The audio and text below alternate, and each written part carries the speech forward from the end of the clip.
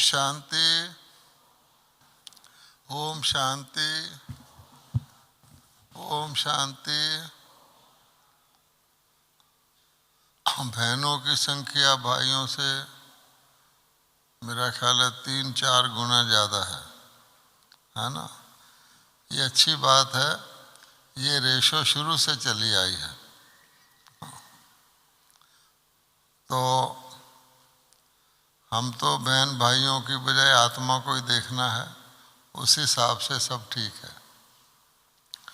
तो ये सब भोपाल जोन वाले हैं भाई बहन, ज़्यादातर जो भोपाल जोन वाले हैं ज़रा अपना दायां हाथ खड़ा करिए।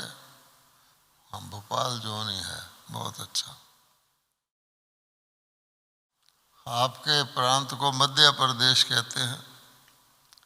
मध्य का मतलब होता है बिल्कुल सेंट्रल, है ना, बीच वाला। तो इसलिए इधर उधर किनारे की बात अलग है, सारा काम सेंटर से ही होता है। तो हम आपको बताएंगे फरिश्ता बनने के लिए क्या करना है कि मध्य में आ जाओ। आप अपने मध्य में आ जाओगे। सेंटर कहाँ का? सेंटर भ्रिकुटी का। तो आप फरिश्ता बन जाओगे।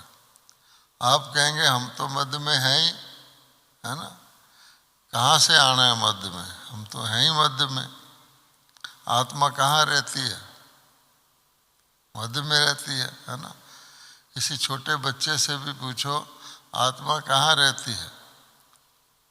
एक छोटी सी कन्या आगे कुर्सी पर बैठी है, उससे पूछो आत्मा कहाँ रहती है। अगर वो चंचल नहीं है तो बता सकती है। अच्छा, देखो कह रही है यहाँ रहती है। इसलिए बाबा कहता है आत्मा तो यहाँ रहती है, परंतु आत्मा के अंदर एक मन है, मन।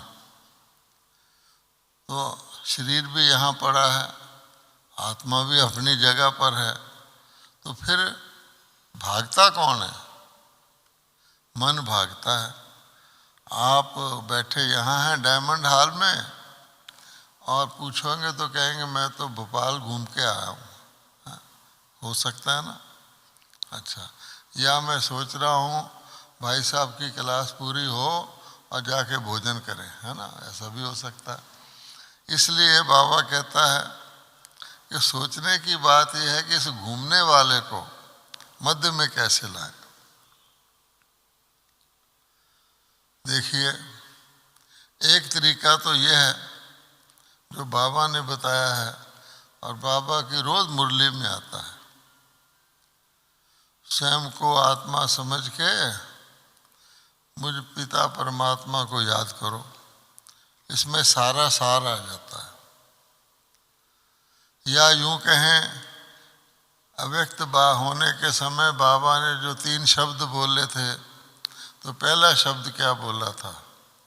निराकारी। उसमें भी सारा कुछ आ जाता है। आ तो जाता है, पर आता क्यों नहीं? प्रश्न ये है।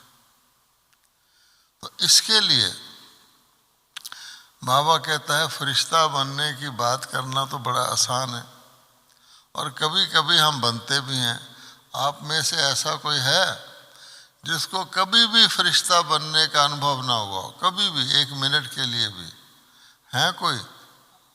आप कहेंगे नहीं, हमको कभी ना कभी तो अनुभव होता है। अच्छा, नहीं तो फिर हम लक्ष्मी नारायण में हाथ कैसे उठाते हैं? अच्छा, अब सोचने की बात है कि कौन सी चीज है जो हमें अपने वहां से इधर उधर घुमाती है, और उसका नाम है मैं। आपने कभी फरिश्ते का नाम सुना? फरिश्ते का क्या नाम होता है? फरिश्ते का नाम ब्रिजमोहन हो, ऐसा कभी सुना? नहीं। फरिश्ता मैंने फरिश्ता। फरिश्ते का कभी सुना कि वो कुमारी है या माता है या बुजुर्ग है? नहीं। तो इसलिए शरीर में होंगे मैं कहेंगे तो हम कहेंगे, अपना परिचय मैं से देंगे। तो इसलिए फरिश्ता ब्रह्मा बाबा कैसे बने कि ब्रह्मा बाबा ने मैं शब्द को, मैं के साथ कनेक्टेड सारी चीजों को चेंज कर दिया। अब देखो चेंज कैसे कर दिया कि मैं और मेरा की बजाय हम और हमारा या बाबा का, तो आप देखेंगे फर्क पड़ जाएगा। एक रुमाल भी हो, मान लो आपके पास ये रुमाल है, मैं कहूँगा मेरा रुमाल, अच्छा कहीं मेरा रुमाल भी जेब में ना निकले तो मैं कहूँगा क्या मेरा रुमाल कहाँ गया, मेरा रुमाल कहाँ है। 2 मिनट के लिए तो मैं सोच में पड़ जाऊँगा, हालांकि रुमाल एक छोटी सी चीज़ है। तो आप देखेंगे आपका मन कहाँ जाता है, जहाँ मेरा होता है या मैं के साथ कनेक्टेड कोई चीज़ होती है। आपको यहाँ मान लो अकोमोडेशन अलॉट हुआ, कहीं पर एक बेड मिला, आप यहाँ कुछ दिन के लिए हैं, फिर भी आप कहेंगे, क्या कहेंगे, आप क्लास के बाद जाओ तो आपकी बेड पे कोई और बैठा हो तो आप क्या कहोगे, हाँ भाई ये तो मेरा बेड है। अब देखो वंडरफुल बात है कि नहीं। इसलिए बाबा कहते है छोटी सी चीज़, लेकिन इसमें जो गीता के लास्ट 2 शब्द हैं, अब बाबा भी मुरली में कहता है, वो है नष्टो मोहा और स्मृति लब्धा। अर्थात किसी चीज़ से मेरा पीठ हो गई है और किसी तरफ मेरा मुंह हो गया। अब क्या होता है कि हम बार बार भटकते हैं। तब बाबा कहते हैं कि ब्रह्मा बाबा ने क्या किया, पहला काम क्या किया कि लौकिक, जो ही शिव बाबा ने ब्रह्मा बाबा को अपना रथ बनाया तो ब्रह्मा बाबा ने लौकिक शब्द को चेंज कर दिया, और हम उसके बच्चे हैं। हमारा भी बाबा ने क्या किया, हमारे नाम के साथ क्या लगाया, कुछ लगाया, क्या लगाया, अपने बच्चों का नाम लगाया, ब्रह्मा कुमार ब्रह्मा कुमारी। तो ब्रह्मा कुमार ब्रह्मा कुमारी जन्म लेते ही हम कहते हमारा दूसरा जन्म हो गया, ब्राह्मण जन्म हो गया। तो क्या हुआ, शरीर तो वही है, तो हम बन गए अलौकिक। तो आप एक शब्द याद रखें, फरिश्ता अलौकिक होता है, ठीक है। फरिश्ता ये नहीं ढूंढता कि दुकान पे शॉल खरीदने जाओ, ये शॉल दे दो, नहीं नहीं ये दे दो। फरिश्ता ये नहीं करता, अलौकिक होता है। ये मेरा जूता है, इसलिए भगवान कहता है संगम युग का नाम ही है क्या है। अगर आपने संगम युग का मज़ा लेना है, बाबा कहते हैं संगम युग मज़े का युग है, मौज का युग है, मूंझने का युग नहीं है। और संगम युग पर आपको वो प्राप्ति होती है जो देवताओं को भी नहीं होती। कहता है ना बाबा, देवता गोल्डन एज के हैं, हम डायमंड एज के हैं। इस हॉल का क्या नाम है, डायमंड हॉल। क्यों, इसमें कोई डायमंड थोड़ी लगे हुए हैं, लेकिन इसमें बैठने वाली आत्माएं डायमंड है। यहाँ कोई शरीर समझ के नहीं बैठता, ना वो ये समझता कि मेरे को सुनाने वाला शरीर है। मान लो व्यक्त बाप दादा आते हैं तो शरीर को देखते क्या, गुलजार बहन आप अव्यक्त बाप दादा है क्या, नहीं। तो हमें पता है आप भी देखने वाले हैं। आप यहाँ क्यों आए, क्योंकि डायमंड कोहिनूर डायमंड डायमंडों को देख रहा, अर्थात हम आत्मा है, चमकीले आत्मा। और डायमंड की क्या खूबी होती है, वो चमकता भी है और हार्ड होता है, उसको काटना बड़ा मुश्किल होता है। तब बाबा कहता है कि आप इतने पक्के मेरे बच्चे हो गए, सारी दुनिया में कोई कहे जी नहीं तुम शरीर हो, आप मानोगे? रात को सो रहे हो तो भी कहे नहीं नहीं तुम शरीर हो, आप कहेंगे नहीं मैं आत्मा हूं। इसलिए ब्रह्मा बाबा ने क्या किया कि पहला काम तो लौकिक छोड़ा। मैंने देखा एक बार ब्रह्मा बाबा का शरीर ठीक नहीं था, बीमार थे, तो ब्रह्मा बाबा बॉम्बे गए, आबू से बॉम्बे गए। तो हमने देखा, पहली बार गए थे तो ब्रह्मा बाबा के बच्चे तो पता है बाबा विदाई ले रहा है, जितने सेवाधारी थे, कपड़े धोने वाले थे, सर्वेंट थे, माली रो रहे थे जैसे उनका बाप जा रहा हो, बहुत रो रहे थे। अच्छा, फिर रेलवे स्टेशन पर उन्होंने अलग से प्लेटफार्म अलग बाबा का कमरा खोल दिया। हमने जिद की हम भी जाएंगे बॉम्बे। अच्छा, चले गए। अब वहाँ क्या देखा कि ब्रह्मा बाबा हॉस्पिटल में हैं, उनको कोई लौकिक वाले मिलने आते थे, दूर दूर के पुराने सिंधी लोग। वो दादा कहते थे, समझते थे दादा बॉम्बे आया है, जैसे गुलजार दादी के रिश्तेदार थे और थे, तो वो तो बाबा को दादा देख के आते थे। पर हमने देखा जब वो बाबा से मिलने आए, बाबा ने ज्ञान सुनाना शुरू कर दिया, ना उसका नाम पूछा, ना तू फलाना है फलाना ना। तो वो व्यक्ति सुनते सारी उसको लौकिक तो भूल गया। तो ये ब्रह्मा बाबा ने लौकिक क्या होता है एकदम चेंज।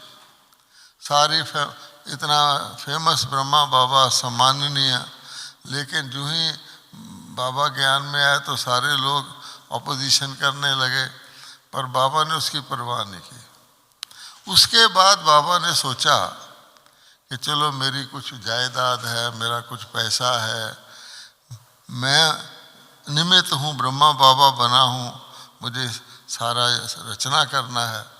फिर भी ब्रह्मा बाबा ने उसको भी हटा दिया। पहला काम क्या किया कि माताओं बहनों की एक कमेटी बनाई और प्रैक्टिकली अपना सारा कुछ आपके समर्पण है। अब देखने में तो साधारण चीज़ लगती है, लेकिन इसमें बड़ी गहरी बात है।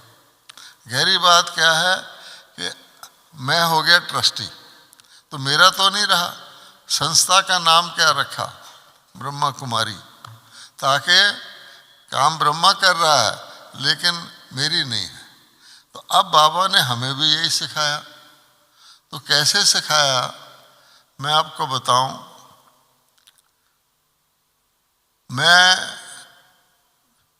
चार्टर्ड अकाउंटेंसी सीखता था, पढ़ता था, तो मैं पास हो गया जब, तो दिल्ली में मैंने एक ऑफिस बनाया, जैसे चार्टर्ड अकाउंटेंट बनाते हैं। तो जब मैं मधुबन आया तो ब्रह्मा बाबा को मैंने मुझे पूछा, बच्चा तुम पास हो गए? मैंने कहा हाँ। क्या करते हो? तो मैंने कहा बाबा, बड़ी फ़ख्र से मैंने कहा कि दिल्ली के बहुत अच्छे बिजनेस एरिया में मैंने दफ्तर लिया है। तो बाबा बोले थोड़ा करीब आ जाओ। करीब तो मैं था ही, और करीब चला गया। अब बाबा की क्या पर्सनैलिटी। तो बाबा ने मुझे कहा बच्चा देखो, तुम अगर ये प्रैक्टिस करोगे ना तो सारा ध्यान जाएगा, भोजन भी करोगे पता नहीं क्या खा रहे हो। तुम कोई सरकारी नौकरी कर लो, अपना काम किया, बुद्धि तुम्हारी फ्री हो जाएगी। बाबा ने कहा हमने नौकरी कर ली।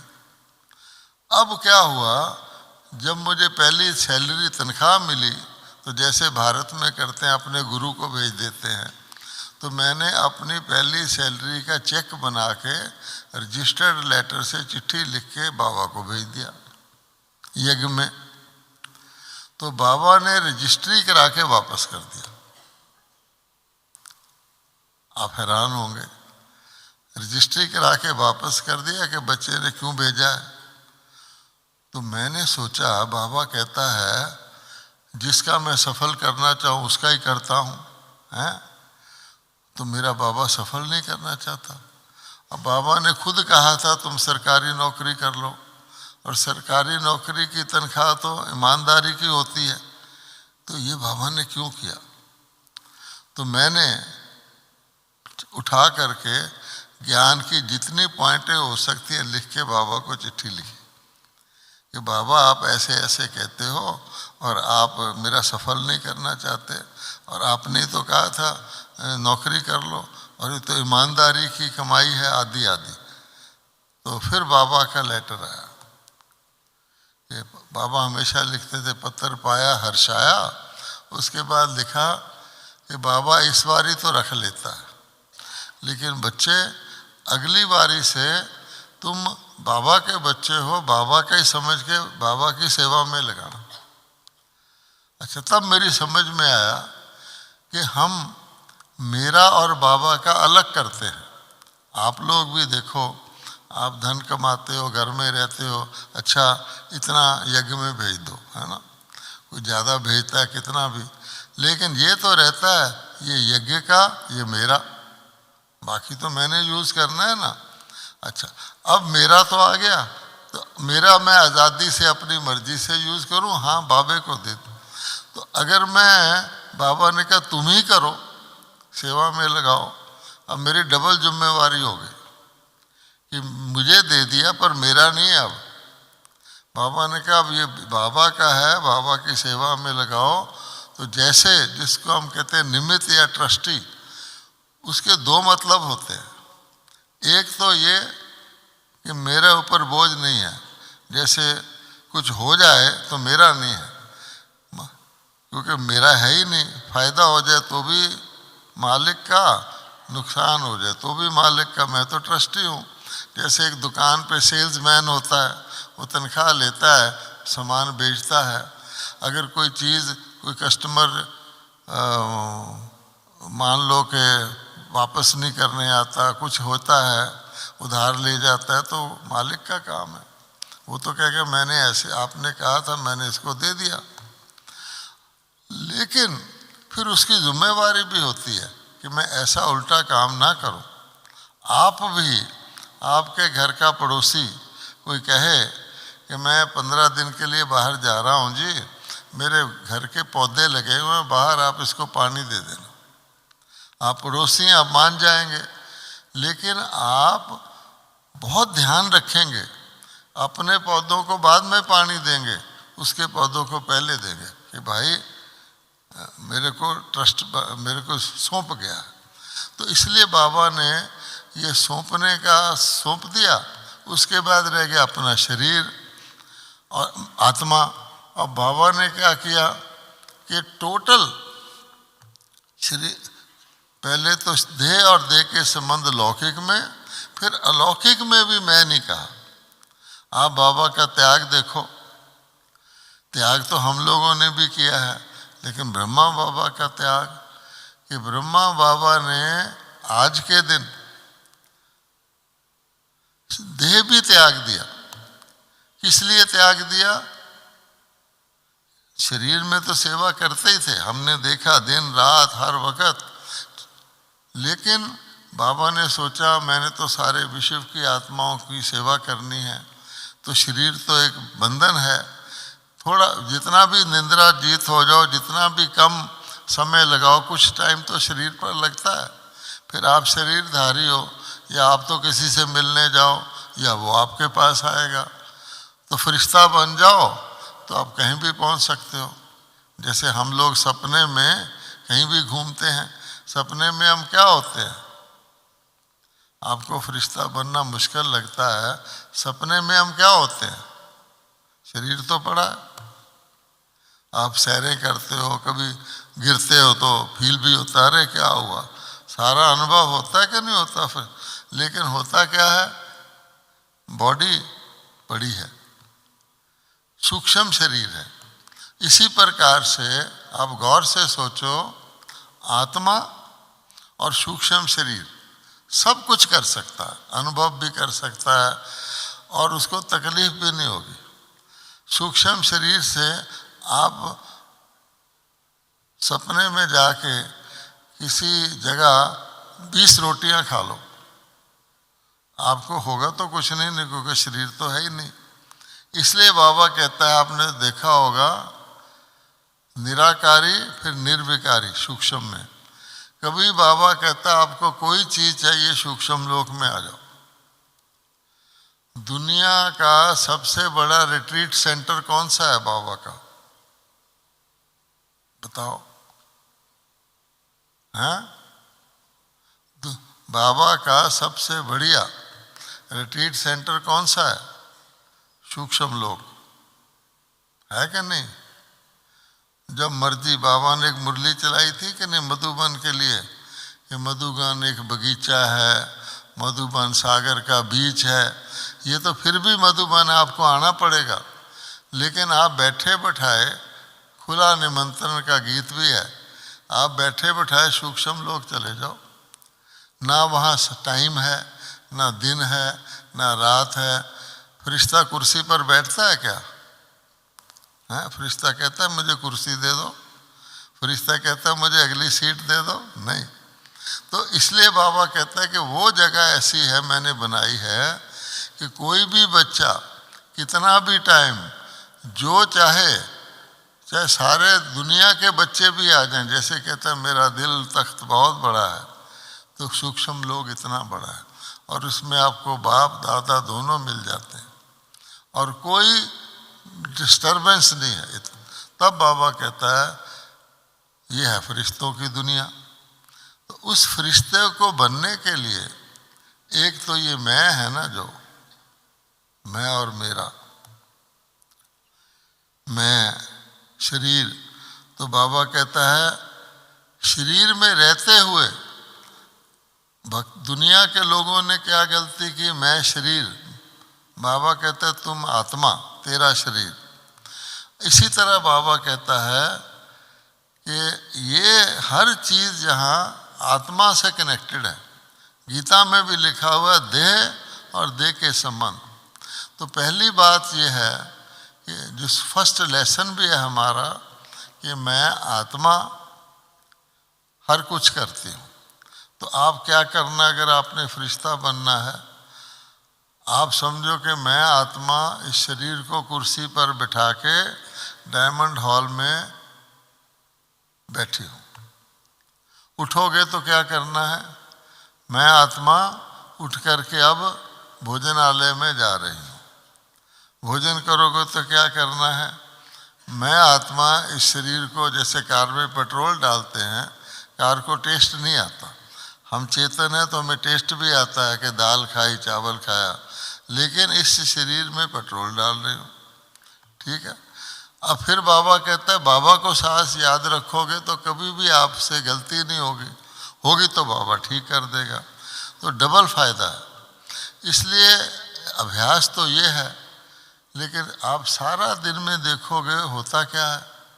जब बाबा रोज़ कहता है बच्चे चार्ट लिखना नहीं चाहते, लिखते हैं तो सोचते हैं क्या लिखूं, कितना याद किया, कई तो भोलेपन में लिख देते हैं, हर वक्त ही याद रहती है, तो कई फिर सोचते हैं कि मैंने आत्मा के नाम पे भी हम बॉडी कॉन्शियस के काम करते हैं, है ना। क्योंकि बाबा कहता है संगम का शरीर बड़ा वैल्यूएबल है, तो संगम के शरीर का बहुत ध्यान रखना है, तो इसका फ़ायदा लेकर शरीर का ध्यान ज़्यादा रखना शुरू कर देते हैं।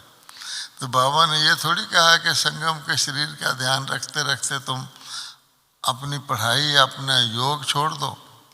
हमने ऐसे भी कुछ देखे हैं, क्लास के टाइम में सैर करने जाते हैं, कहते मुरली तो पढ़ लेंगे, शरीर बड़ा ज़रूरी है, बाबा ने कहा हुआ, तो ये बॉडी कॉन्शियस नहीं हुआ।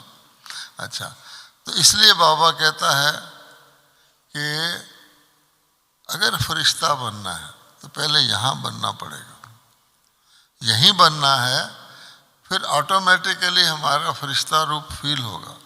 तो फरिश्ता होता है हल्का, अच्छा, शरीर के वजन की बात नहीं है। बाबा कहते हैं शरीर के वजन में तो खुशी होती है तो मोटा आदमी भी डांस कर लेता है, वजन है आत्मा के ऊपर। हम कौन सा वजन है, अगर आपने मैं कहा तो मैं के साथ की सब चीज़ें आपकी स्मृति में रहेंगी कि नहीं रहेंगी? रहेंगी। अच्छा, किसी को आज के ज़माने में कहो कि तेरा वजन 20 किलो बढ़ा देते हैं, कोई मानेगा कि मैं बढ़ाऊं? कहता नहीं जी। लेकिन उसको कहो कि तेरी जो धन है ये दुगना कर देते हैं, तो मानेगा कि नहीं? वजन दुगना कराने को तैयार नहीं है, धन दुगना कराने को तैयार हैं, लेकिन क्या दुगना धन भी तो वजन नहीं है? बाबा इसलिए कहते हैं बच्चे जो एक्स्ट्रा है उसको सेवा में लगाते रहो, उसका बोझ है, सोचते रहेंगे कहाँ रखूं, कहीं ये ना हो जाए, वो ना हो जाए, चोर ना ले जाए, फलाना ना देख ले, बोझ बुद्धि पे तो चढ़ गया। इसलिए बाबा ने आजकल क्या कहा है, अपनी बुद्धि रखो क्लियर, मन को रखो साफ, बुद्धि को भी रखो साफ। किस चीज से? अब आपने देखना है ऐसा कौन सा वजन है जो हमारे मन बुद्धि पर पड़ता है, उड़ने नहीं देता। आपको पता है वो कौन सा वजन है बड़ा छोटा सा, पर वजन बहुत भारी है, क्योंकि मन बुद्धि पर जरा सी चीज भी वजन पड़ेगी तो नीचे। वो क्या है? आप सारे दिन में देखो कि कौन सी चीज ऐसी है जो आपको नीचे रखती है, उड़ने नहीं देती। आपको परम धाम का तो पता है ना, परम धाम कहाँ है? अच्छा, बाबा खुद ड्रिल कराता है कि बच्चे चलो बीच बीच में चलो 10 सेकंड के लिए परम धाम पहुंच जाओ। 10 सेकंड क्या होते हैं? अभी भी हम कहें 10 सेकंड परम धाम पहुंच जाओ, आपको क्या दिक्कत है?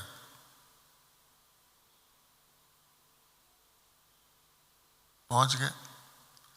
लेकिन हर वक्त क्यों नहीं सोचते कि हम परम धाम में हैं, परम धाम से यहाँ आए हुए? कारण ये है कि मन के ऊपर वजन पड़ता है, और मन के ऊपर वजन किसका पड़ता है?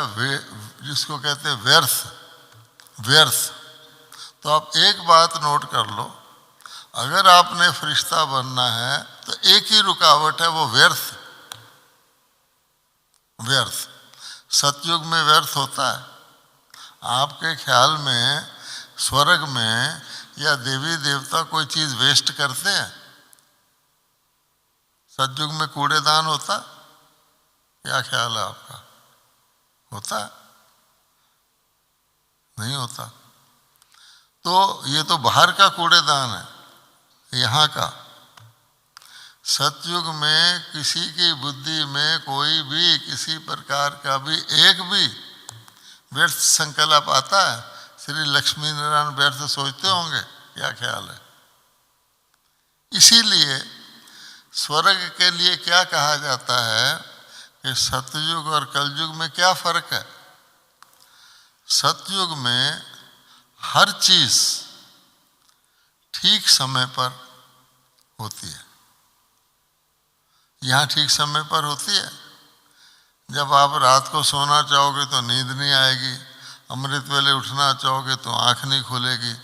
अच्छा, ट्रेन में जाके वो तो ट्रेन लेट हो जाएगी।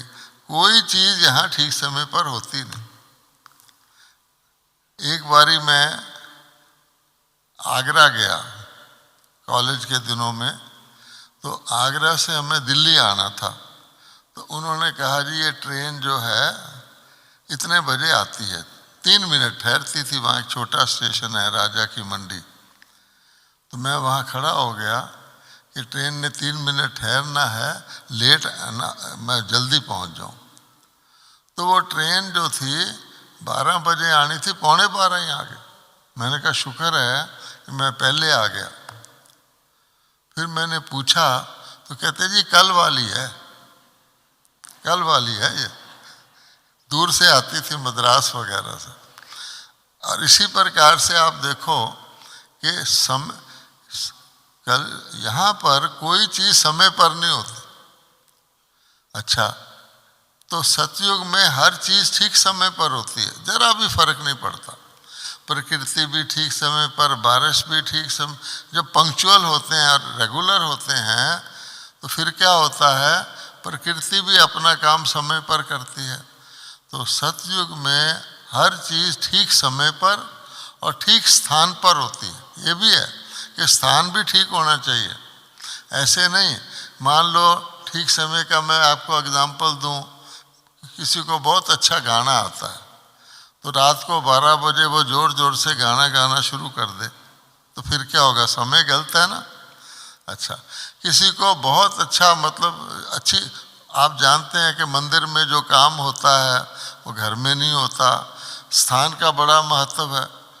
तो इसीलिए गंगा बहुत बहती है, लेकिन लोग कहते हैं कि यहाँ पर स्नान करो, स्थान का महत्व बताने के लिए इस वक़्त स्नान करो और यहाँ पर करो। तो यहाँ पर समय स्थान सिखाया जाता है शुभ कह के, वहाँ नेचुरल होता है, ठीक समय पर ठीक स्थान पर ठीक तरीके से, विधि भी ठीक होनी चाहिए। कई व्यक्ति सच बोलते हैं लेकिन ऐसा सच बोलते हैं जैसे किसी को लठ मार रहे हो, तो अगले को पसंद नहीं आता। झूठ वाला बहुत मीठा बोलता है तो लोग झूठ को पसंद करने लग जाते हैं। कचहरी में, कोर्ट में यही होता है, जो सच्चा गवाह होता है वो तो ऐसे जाता है, झूठा माई बाप हजूर ऐसे करके जाता है, तो उसकी सब सुन लेते हैं। इसलिए ठीक स्थान, ठीक समय और ठीक विधि, जिसको हम मर्यादा कहते हैं, उससे होती है। तो हर चीज़ मर्यादा में रहती है, प्रकृति भी मर्यादा में, शरीर भी ठीक रहता है, शरीर कभी बेटाइम मृत्यु नहीं होती, मृत्यु तो वहाँ कहते ही नहीं, कभी बीमारी नहीं आती। और कलयुग में क्या है, हर चीज़ उल्टी, यानी किसी को भी कहीं भी कुछ भी कभी भी हो सकता है, ये कलयुग है। अब बताओ फर्क क्या है, व्यर्थ। अगर आप अपनी जिंदगी का देखें कि एक्चुअल टाइम आपने कितना जिया, तो आप देखेंगे बहुता तो व्यस्त चला गया। पहले भोपाल से ट्रेन पकड़ो, फिर यहाँ आओ, फिर बस पकड़ो, फिर यहाँ, कितना टाइम तो आने जाने में लग गया। हर रोज़ आप देखेंगे कि 80% व्यर्थ है आजकल युग में। अकाउंट लिखो, फिर दूसरा कहेगा चेक करवा, टिकट चेक करवा, झूठ, मतलब कोई भरोसा ही नहीं है। तो इसलिए हर चीज़ में वेस्ट है। अब बाबा कहता है वेस्ट होगा, किसी चीज़ में, दूध में आप 80% पानी डाल दो तो क्या होगा, है? वो तो दूध ही रहा ही नहीं ना, ये हाल है। इसलिए बाबा कहता है कि आपको अगर फरिश्ता बनना है तो व्यर्थ को खत्म करो, और व्यर्थ होता है संकल्प में। इसलिए बाबा कहते हैं कि व्यर्थ को खत्म कैसे करें। आपको मैं और बताऊं, कई बार आप बहुत सारी बचत करते हो, यहाँ भी समय बचाओ, यहाँ भी बचाओ, लौकिक में नहीं जाओ, ये काम करो, उस बचत को भी अगर व्यर्थ का संस्कार है, बचत भी व्यर्थ में चली जाएगी। इतना खतरनाक है।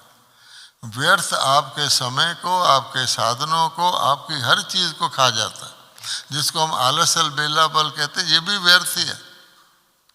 अगर आपको व्यर्थ का ध्यान रहे, आप कभी आलस नहीं करोगे। सवेरे अमृत वेले आलस आता है, खास आता है, क्योंकि माया को पता है ये मौका है, कुछ बहाना करके इसको सुला दो। आधे घंटे बाद बिल्कुल एक्टिव हो जाते हैं। उस वक़्त क्यों होता है कि हाय हड्डियां टूट गई, नींद आ रही है, सारा दिन वेस्ट जाएगा, थोड़ा रेस्ट कर लो, ये माया की चालाकी है। अच्छा, सचमुच भगवान कहता है अगर तुम्हारी खाट पर काला सांप आ जाए अमृत वेले, हैं, ऐसे करने लगे, तो फिर तुम कहोगे कि भाई मुझे तो रेस्ट करने दो, दिन में थके नहीं रखे। या कोई कहे तुम्हारी खाट के नीचे एक टाइम बॉम्ब रखा है, वो आधे मिनट में फट जाएगा, फिर क्या होगा। तो परिस्थिति अगर आप देखोगे तो सब बहाने हैं। हम कहते हैं जी बड़ी सर्दी लग रही है, स्वेटर पहनो, कोट पहनो, जब आप नहाते हैं तो क्या पहना हुआ होता, उस वक़्त नहीं आपको सर्दी लगती, क्योंकि नहाना है। इसलिए बाबा कहता है जो काम करना है उसमें आप खुद देखेंगे, जो काम करना होता है उस वक़्त कुछ नहीं सोचता, और ना करना हो तो 100 तरीके हैं। इसलिए ये भगवान कहता है संगम का समय बहुत वैल्यूएबल है, हम भी जानते हैं। फिर हम क्या करते हैं, ज़रूरी काम करके ना, मुझे क्लास करना है, मुझे ये सब करना है, मुरली पढ़ना है, लिखना है, बाकी हम फ्री हो गए। अब यानी यही काम है मेरा, बाकी टाइम फ्री है, अर्थात उसको मैं व्यर्थ कर सकता हूँ। क्या ये ठीक है? ब्रह्मा बाबा करते थे ना, वो कहते तुम कौन अभी भी मुरली में आया, कोई नहीं कह सकता कि मुझे सेवा नहीं है। आपको सेवा दी जाएगी क्या? नहीं। मनसा सेवा तो हर एक कर सकता है, पर इतना ध्यान हो। ब्रह्मा बाबा रात को जाग कर और हर वक़्त आवाहन करते थे, वो आज का सीन नहीं देखते थे। देखो ब्रह्मा बाबा ने विदेशियों का, ब्रह्मा बाबा को पता था कि मुझे विदेशियों को भी मेरे बच्चे बनने हैं, तो उनको आवाहन किया बैठकर, सारे सकाश दिया। ब्रह्मा बाबा ने 69 में शरीर छोड़ा है और 72 में पहले विदेशी पैदा हुआ है। तो कितना उसने तपस्या की हर चीज़ में। अभी भी बाबा कहता है कि तुम सारी दुनिया की सेवा करनी है तो कैसे करोगे? आप क्या पासपोर्ट लेके विदेशों में घूमोगे? नहीं, करनी सबको है। तो बाबा कहता है वही तुम्हारा मन अगर विल पावर है, अर्थात मन में शक्ति है, उसकी बढ़ाओ, उसको एकाग्र करो, और फिर तुम अमृत वेले बैठ करके मेरे साथ बैठ करके वाइब्रेशन दो। अब आप कहेंगे वाइब्रेशन से कैसे उनकी सेवा हो जाएगी? तो बाप जैसे आप खुशबू होती है ना, ऐसे टीन में ऐसे दबाओ तो खुशबू फैल जाती है, अगरबत्ती जलाओ उसकी भी खुशबू फैल जाती है, कोई ख़राब चीज़ होगी उसकी बैड स्मेल फैल जाती है। हर चीज़ का वाइब्रेशन होता है, और पावरफुल वाइब्रेशन मन का होता है, क्योंकि मन की स्पीड इतनी है, एक संकल्प, आप एक संकल्प में कहीं भी पहुंच सकते हो। अपने बचपन में चले जाओ, दूर चले जाओ, समय को भी और स्थान को भी मन जीतता है। इसलिए फरिश्ता तो जीता हुआ होता है, और फरिश्ता 1 सेकंड में पहुंच जाता है। क्यों? मन काम करता है।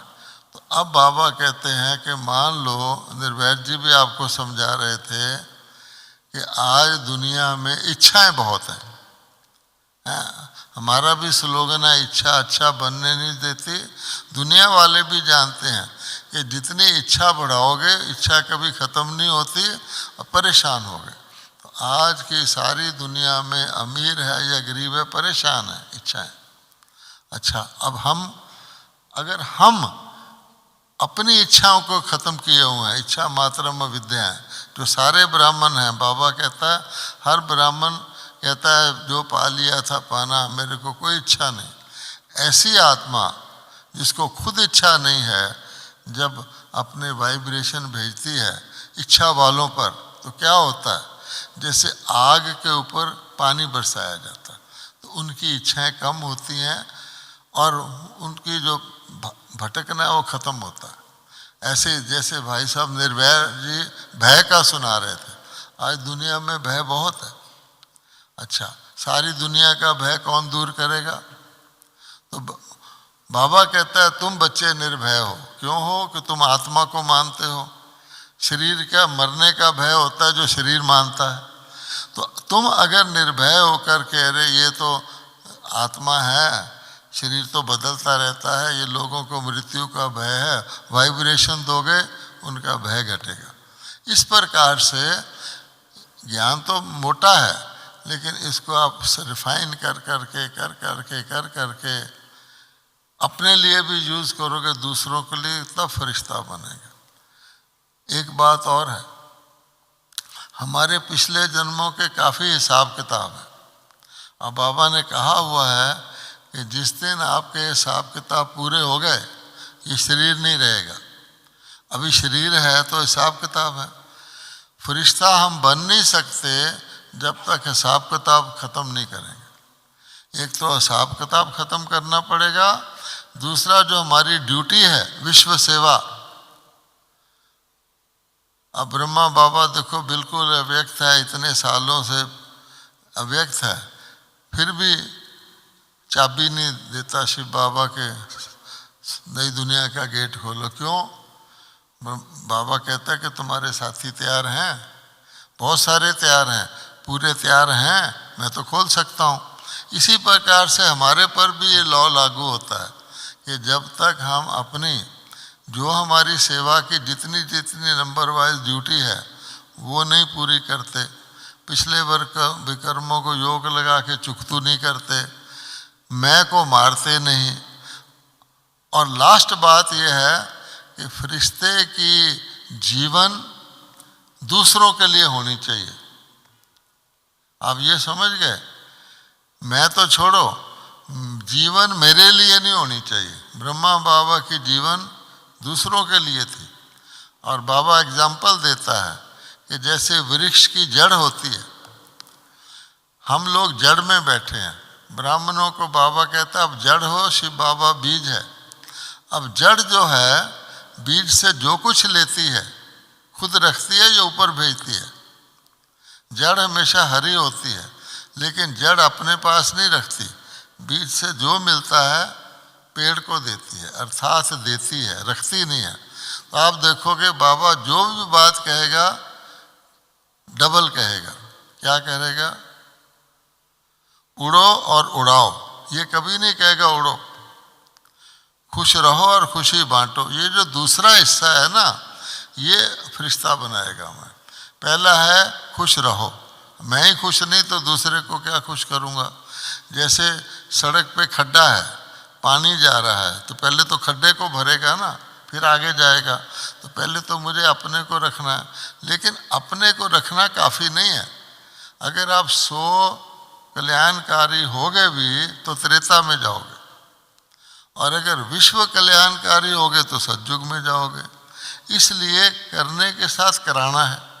बाबा कहता है ज्ञान सुनो और सुनाओ। इसी प्रकार से उड़ो और उड़ाओ। मैं कहूँ मैं ही फरिश्ता बन के उड़ जाऊँ, बन ही नहीं सकता, उड़ाना पड़ेगा। तो इसलिए हमारा जीवन दूसरों के लिए हो जाए। खाएंगे हम भी, सोएंगे हम भी, नहाएंगे हम भी, लेकिन जीवन दूसरों के लिए। क्योंकि सारी प्रकृति में हर चीज़ दूसरे के लिए है, उसको देवता कहते हैं। सूर्य को देवता क्यों कहते हैं? सूर्य अपनी गर्मी और रोशनी दूसरों को देता है। जल को देवता क्यों कहते हैं? पानी अपने आप को खुद नहीं पीता, नदी अपना जल नहीं पीती, दूसरों को देता है। इसीलिए हमारे लिए तो कृपया फरिश्ता बनना एक तो थ्योरेटिकल है, एक प्रैक्टिकल है। तो अगर आप इन चीज़ों को अटेंशन में रखेंगे तो आप चलते फिरते जो भी आपको कोई प्राप्ति हो जाए, कोई खुशी हो जाए, कोई फैल, अब देखो कैसे हल्के हो जाते हो। यही बात है। ओम शांति।